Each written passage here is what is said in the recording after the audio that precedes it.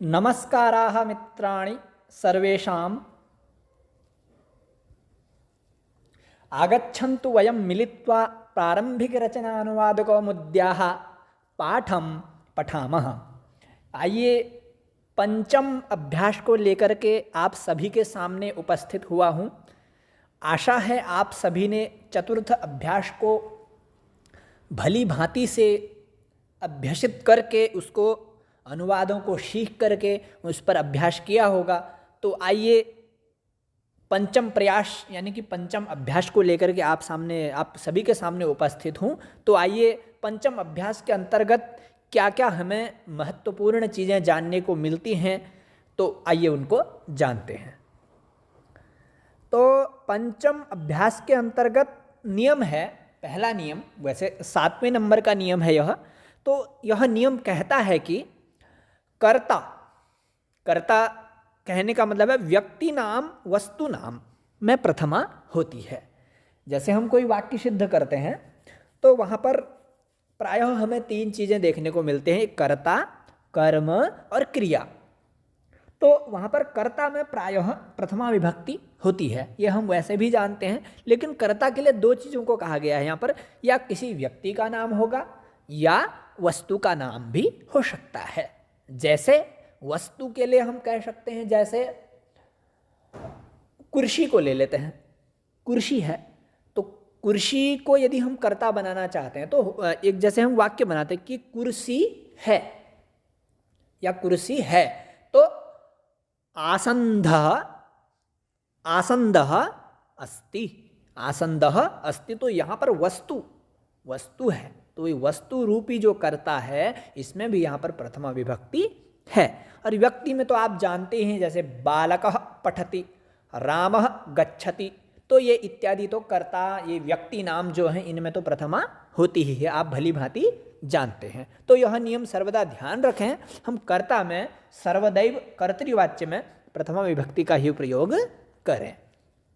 जैसे लिखा है रामः पठति, राम पढ़ता है, तो राम यहाँ पर कर्ता है, पढ़ने रूपी क्रिया करने वाला राम है, तो इस राम में प्रथमा विभक्ति हो जाएगी। और 8वां नियम है, 8वें नियम के अनुसार किसी को पुकारने के लिए संबोधन विभक्ति का प्रयोग किया जाता है। जैसे हम किसी को बुला रहे हैं या किसी को कुछ या वैसे कोई संबोधन कर रहे हैं या किसी को कुछ बता रहे हैं, तो उसमें हमें सप्तमी विभक्ति के बाद जो विभक्ति आती है संबोधनम, उस विभक्ति का हमें प्रयोग करना चाहिए, न कि किसी अन्य विभक्ति का।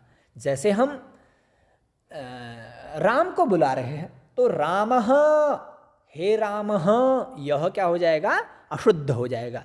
हे रामम, ये भी अशुद्ध हो जाएगा। हे रामेण, ये सब क्या हो जाएंगे, रामेण, रामाय, रामात, रामस्य रामे, ये इत्यादि क्या हो जाएंगे, अशुद्ध हो जाएंगे। तो हमें किसी को बुलाने पुकारने अर्थ में हमें संबोधन का ही प्रयोग करना होगा। तो शुद्ध क्या होगा, तो होगा हे राम, हे राम, जैसे हे श्याम, इस प्रकार से हमें संबोधन विभक्ति का ही पुकारने रूपी क्रिया में उपयोग करना चाहिए। यह प्रायः हम अपने व्यवहार में सर्वदा इसका उपयोग करें और इस पर ध्यान दें। ये जैसे हे राम, हे कृष्ण, हे मोहन, प्रायः आप जानते होंगे, जब हमने वैसे संज्ञा प्रकरण पढ़ा होगा लघु सिद्धांत में, तो उसमें 3 प्रकार के उच्चारण बताए होंगे स्वरों के, ह्रस्व, दीर्घ और प्लुत। जो ह्रस्व और दीर्घ तो हम प्रायः देख लेते हैं, छोटा और बड़ा, लघु गुरु, और जो प्लुत है वो प्लुत इस संबोधन को ही कहा जाता है। जो तीसरी ध्वनि आती है ऊश्च ऊश्च ऊश्च, तो वही यहाँ पर ध्वनि भी आती है, जैसे हे मोहन, इस प्रकार से। तो इस प्रकार आप सभी ध्यान देंगे, हम किसी को पुकारने के लिए संबोधन विभक्ति का ही प्रयोग प्रायः किया करें, तभी हम संस्कृत निष्ठ नियमों के अनुसार उच्चारण करने वाले कहलाएंगे, व्यवहार करने वाले कहलाएंगे। तो आइए 9वें नियम को जानते हैं। तो 9वें नियम में कह रहे हैं कि भवत शब्द के साथ प्रथम पुरुष यानी कि अन्य पुरुष का प्रयोग किया जाता है। भवत शब्द है, आपके लिए प्रयोग किया जाता है संस्कृत वाङ्मय में। जैसे आपके लिए भवान कहते हैं हम ना, भवत शब्द का ही वह रूप है, उसके रूप चलते हैं, वो तकारांत पुल्लिंग है वो, तो भवान, भवन्तौ, भवन्तः, भवन्तं, भवन्तौ, भवतः, भवता, भवद्भ्याम, भवद्भिः, इस प्रकार से उसके रूप चलते हैं। तो उन्हीं रूपों की बात कर रहा है। तो उस शब्द में यदि हम उस शब्द रूप के किसी भी रूप का हम ग्रहण करें तो हम क्रिया के साथ, यानी कि जो भवति, पचति, गच्छति, खादति, लिखति इत्यादि ये जो क्रियाएं हैं, इन क्रियाओं में से जो ये क्रियाएं जो धातु रूप चलते हैं, तीनों वचनों में चलते हैं या तीनों पुरुषों में चलते हैं, तो उन तीनों पुरुषों में से प्रथम पुरुष का ही हम ग्रहण करें, न कि अन्य पुरुष का। अन्य पुरुष कहने का मतलब है मध्यम पुरुष और उत्तम पुरुष का ग्रहण ना करें। प्रथम पुरुष जिसका नाम अन्य पुरुष भी कहा जाता है उसका ही हम ग्रहण करें। जैसे भू धातु है तो भू धातु के रूप हम सर्वप्रथम कैसे चलाएंगे? प्रथम पुरुष में यानी कि अन्य पुरुष में चलाएंगे भवति, भवतः, भवन्ति। तो मात्र ये ऊपर के जो तीन प्रथम पुरुष के जो तीन रूप आते हैं इन्हीं का ही हमें मात्र भवत शब्द के लिए प्रयोग करना चाहिए। भवत शब्द वह भले स्त्रीलिंग का हो या पुल्लिंग का हो तो उसका हमें ग्रहण करना चाहिए।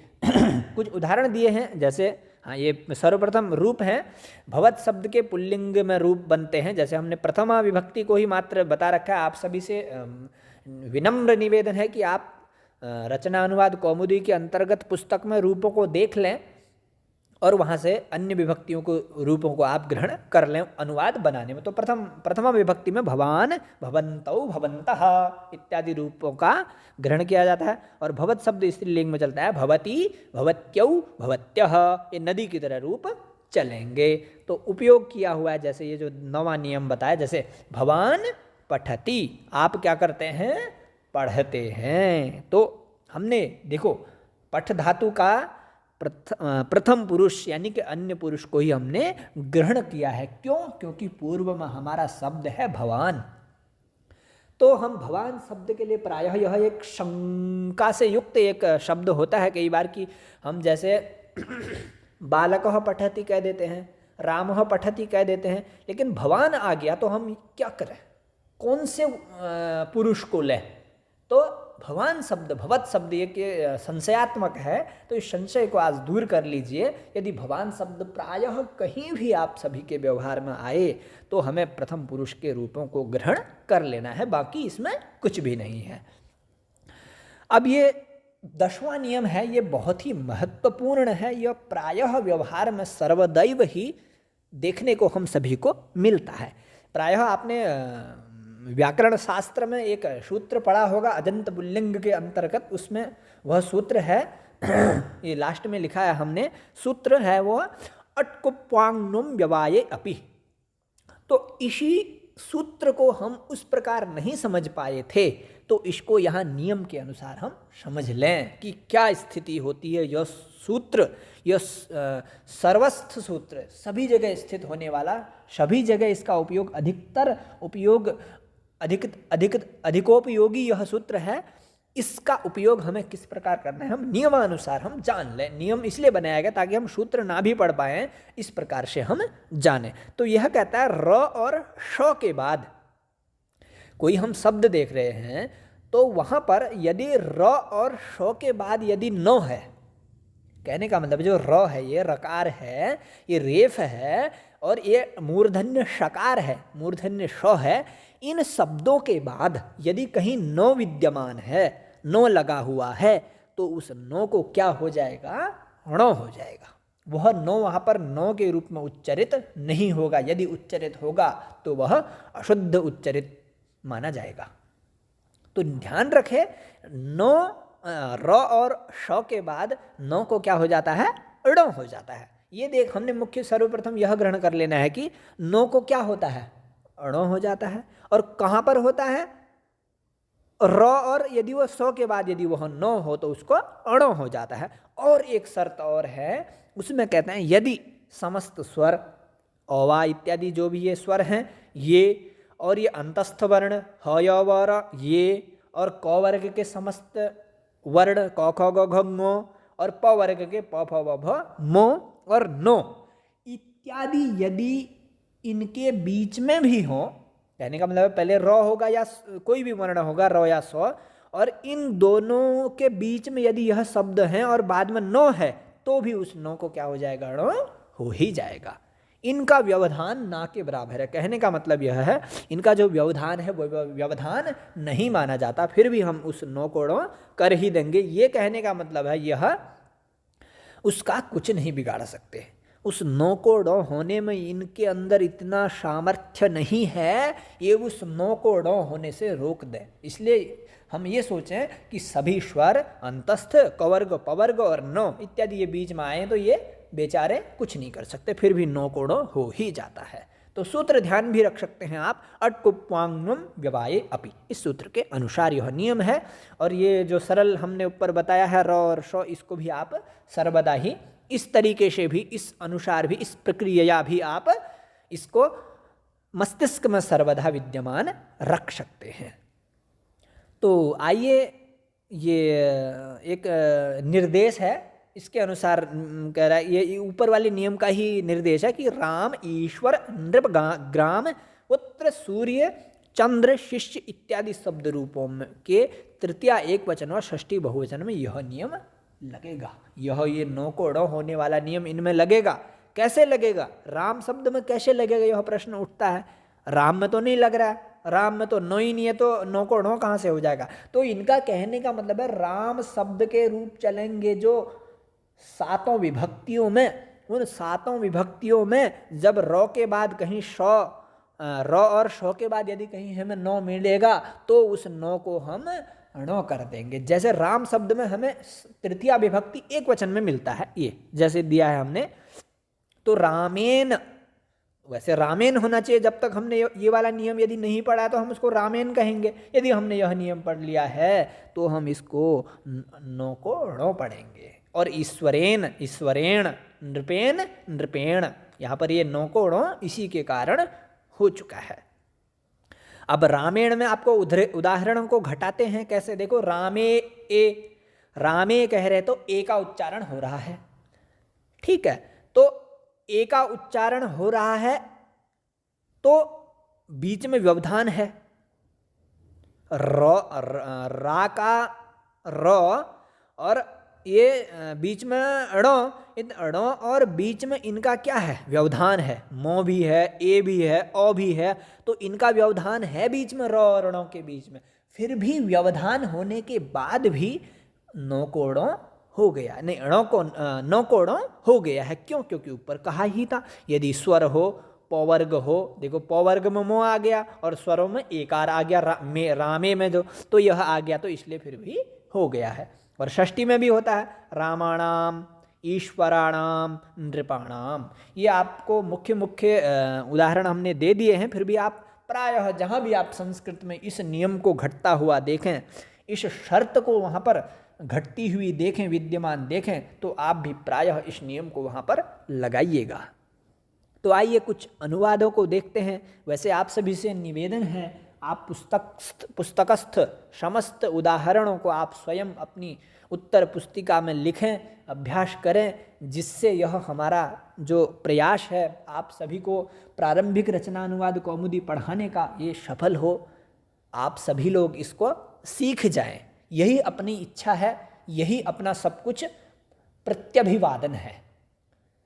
तो आप सभी से निवेदन है, आप सभी इनका स्वयं भी अपने लिए अनुवाद किया करें, तभी आपको इस वीडियो देखने का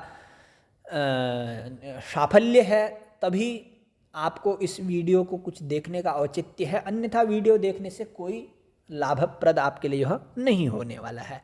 वीडियो देखने मात्र से आप नहीं पढ़ पाएंगे। आप वीडियो को देखने के बाद, समझने के बाद समस्त उदाहरणों को अपनी बुद्धि से, अपनी चर्चा से, अपनी तर्क शक्ति के द्वारा आप स्वयं उदाहरणों को बनाएं। अपने आप व्यवहारिक होने वाले उदाहरणों को भी घटा घटा करके वहाँ पर आप लोग निर्माण करें। तो हम तो बता देंगे, तो आइए कुछ अनुवादों को करते हैं आप सभी के समुपस्थित, आप सभी के लिए सरलता के लिए। तो बालक घर जाता है, यह हिंदी है। इस हिंदी को हमने संस्कृत में करना है, क्योंकि बालक शब्द आज वाले पाठ में होगा, प्रायः अभ्यास में दे रखा होगा तो वहाँ पर होगा, इसलिए बालक का उदाहरण दे रहे हैं। नीचे अनुवादों में जो भी ये उदाहरण दिए रहे होंगे ये इसलिए दिए हैं क्योंकि आज के पाठ में यह ऊपर पढ़े गए होंगे। आप देख लीजिएगा रचना अनुवाद कौमुदी में। तो बालक घर जाता है, सामान्य सा है, जाने वाला बालक है तो वो करता है, तो उसमें प्रथमा हो जाएगी बालकः। और घर कर्म है, घर को जा रहा है तो कर्म है, तो घर में द्वितीया हो जाएगी, तो गृहम। और गच्छति जाता है, बालकः गृहम गच्छति, यह हो जाएगा। फिर उसके बाद दूसरा है मनुष्य आते हैं, मनुष्य बहुत सारे हैं, तो रामाः की तरह बहुवचन कर दीजिएगा, मनुष्याः आगच्छन्ति, मनुष्यः अस्ति तदेव आगच्छन्ति भवति। ठीक है, यदि मनुष्यः होता तो आगच्छति होता, क्योंकि मनुष्याः बहुवचन है तो आगच्छन्ति भी बहुवचन ही होगा। तीसरा है पुत्र जो है वो पिता को क्या कर रहा है, नमस्कार करता है। तो सर्वप्रथम हम ले लें पुत्र को, कर्ता और क्रिया ले लें। पुत्रः नमति, पुत्र नमस्कार करता है, किसको करता है भाई, तो पितरम, पितरम नमति, पुत्र पितरम नमति, इस प्रकार से हो जाएगा। नम धातु नमस्कार अर्थ में करने अर्थ में है, तो नमति नमतः नमन्ति करके रूप बनते हैं, तो पुत्र पितरम नमन्ति, तो पिता के रूप भी हमें याद करने होंगे, तभी तो हम द्वितीया में क्या बनता है पितरम, तभी तो हमें शीघ्र याद आएगा, पिता पितरौ पितरः पितरम पितरौ पितरः, इस प्रकार से। नहीं, क्षमा कीजिएगा, पिता पितरौ पितरः पितरम पितरौ पितॄन्, ऐसे रूप बनता है। तो इस प्रकार से बालक सूर्य व चांद को देखता है। अब बालक देख रहा है तो बालकः पश्यति, मात्र हमें पहले क्रिया और कर्ता ले लें, बालकः पश्यति। अब क्या पश्यति, उसको उसमें द्वितीया करते हुए वो कर लेंगे। सूर्य और चांद को देख रहा है, तो कल वाला नियम, चौ वाला नियम भी हमें लगाना है। बालकः सूर्यम चंद्रम च, सूर्य और चंद्र को पश्यति, बालक है, ठीक है, बालक है, इसलिए अभी सूर्य और चांद को ही देख सकता है, सूर्य और चांद में अभी जा नहीं सकता, इसलिए वह अभी बालक है। इस प्रकार से यह एक स्वेच्छानुसार व्यंग्य किया जा रहा है, यह वैसे महत्वपूर्ण नहीं है। शिष्य गुरु से कहता है, शिष्य कथयति, कम कथयति गुरुम कथयति, शिष्य गुरुम कथयति। विद्वान व सज्जन सत्य बोलते हैं। अब सत्य बोलने वाले दो लोग हैं भाई, कौन कौन है, विद्वान और सज्जन है, खाली विद्वान विद्वान नहीं है, तो दो लोग हैं ये, तो इनको दोनों को हमें और लगा करके बोलना होगा। तो क्या होगा, विद्वान भी बहुत सारे हैं, सज्जन भी बहुत हैं। इनने ये नहीं बोला विद्वान और सज्जन सत्य बोलता है, तो विद्वान और सज्जन सत्य बोलते हैं। तो विद्वांसः सज्जनाश्च सत्यम वदन्ति, विद्वान लोग हैं और सज्जन लोग हैं, तो वो क्या बोलते हैं, सत्यम वदन्ति। तो बहुवचन करा था तो इसलिए सत्यम वदन्ति हो जाएगा। दुर्जन क्या बोलता है, असत्य बोलता है। आप सभी जानते हैं दुर्जन कभी सत्य बोल ही नहीं सकता, तो इसलिए दुर्जनः वदति, तो किम वदति, असत्यम वदति, दुर्जनः असत्यम वदति, यह पूर्ण वाक्य होगा। तो बालक खाता है, किम खादति, खाना खाता है, तो क्या होगा, बालको खानाम खादति, यह नहीं होगा। तो वैसे यदि आपके अंदर एक संस्कृत व्यवहार की प्रक्रिया आई है तो आप भले ही उन शब्दों को हिंदी में बोलें, संस्कृत का आवरण पहना के बोलें तो कोई बात नहीं, चलेगा। ऐसा भी बोल सकते हैं बालकः खानाम खादति, लेकिन ऐसा नहीं होगा। हम जानते हुए, अगर हम जानते हैं, हम अधिगम कर चुके हैं, तो हमें बालकः भोजनम खादति इस प्रकार से परिहार करना होगा। तो बालकः भोजनम खादति, पुत्र क्या करता है, खेलता है, क्योंकि अभी वो पुत्र बालक छोटा होगा इसलिए खेल रहा है। तो पुत्रः क्रीडति, क्रीड धातु प्रथम पुरुष एक वचन लट लकार, तो पुत्रः क्या, किम करोति, क्रीडति, पुत्र खेलता है, पुत्र खेल रहा है, क्योंकि पुत्र करता है इसलिए पुत्रः प्रथमा विभक्ति एक वचन होगा।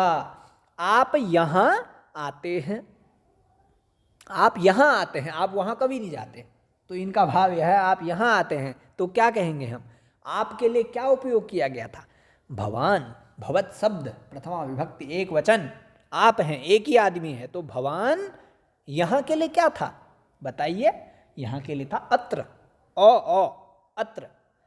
तो तो भवान आप, अत्र माने यहाँ, आगत तो आते हैं, तो भवान के लिए क्या बताया था कि आगच्छसि या आगच्छामि, कौन सा, तो प्रथम पुरुष जो अन्य पुरुष है उसका उपयोग करना होगा। क्यों? क्योंकि यहाँ भवान शब्द है, तो भवान अत्र आगच्छति, आगच्छति होगा। ठीक है, तो अगर आप वहाँ जाते हैं होता तो क्या होता, भवान तत्र गच्छति हो जाता। ठीक है, अब आप सब, ये भवत शब्द का ही बहुवचन है। अब ये आप सब, तो भवान एक वचन हो गया, भवन्तौ द्विवचन हो गया, और भवन्तः बहुवचन हो जाएगा। तो क्या होगा, भवन्तः तत्र गच्छन्ति, आप सब वहाँ जाते हैं। आप सत्य बोलती हैं, आप क्या बोलती हैं, सत्य बोलती हैं। क्यों बोलती हैं सत्य? क्योंकि आप सुंदर हैं। ऐसा नहीं है, यहाँ पर हमें मात्र शब्द को देखना है। तो आप अब बताइए, स्त्रीलिंग भवत शब्द कैसे चलता है? तो नदी की तरह चलता है, नदी, नद्यौ, नद्यः। उसी प्रकार भवत शब्द भवती, भवत्यौ, भवत्यः। तो क्या होगा, भवती सत्यम वदति। कितना सरल है, देखिए, भवती सत्यम वदति। झूठम तो जानाती है वह न, मतलब असत्य तो जानती ही नहीं है। आप हमेशा क्या बोलती हैं, सत्यम वदति भवती। तो फिर क्या होगा, आप सब पुस्तकें पढ़ती हैं। बहुत सारी लड़कियां हैं और उनका कुछ काम नहीं है, क्योंकि वो क्या करती हैं, पुस्तकें पढ़ती हैं, क्योंकि उनको विदुषी बनना है। तो भवती के स्थान पर अब बहुवचन है, बहुत सारी हैं, तो भवत्यः, भवती, भवत्यौ, भवत्यः, भवत्यः। अब पुस्तकें भी बहुत सारी होंगी, सारी तो लूट लूट के एक की पुस्तक नहीं पढ़ रही होंगी, सबकी अलग अलग पुस्तकें होंगी। तो 3 है तो 3 तो पुस्तकें होनी चाहिए भाई, अधिक भी हो सकती है, एक ही पुस्तक तो नहीं पढ़ती होंगी। तो पुस्तकम, पुस्तके, पुस्तकानि, पुस्तकों को, तो भवत्यः पुस्तकानि पठन्ति। इस प्रकार से अनुवाद होगा। तो क्षमा चाहूँगा, सभी अनुवादों को मैं नहीं करा पाया, क्योंकि अग्रिम कक्षा भी हमें अभी प्रसारित करनी है, स्वप्न वासव दत्तम, जो नेट के पाठ्यक्रम में लगी हुई है, जो महत्वपूर्ण है। आप सभी से आशा है उसको भी आप देखें, क्योंकि स्वप्न वासव दत्तम प्रायः पढ़ने को नहीं मिल पा रही है, कोई पढ़ा नहीं रहा, इसलिए मैंने उसको प्रारंभ किया है। तो आप सभी उसका भी रसास्वादन करें। अभी सुंदर सा श्लोक लेकर के उसका भी उपस्थित हुआ जाएगा। तो आप सभी का नम्र निवेदन है कि आप सभी भी अनुवाद करें। तो आप सभी के लिए धन्यवाद। पुनः मिलते हैं। नमः संस्कृताय।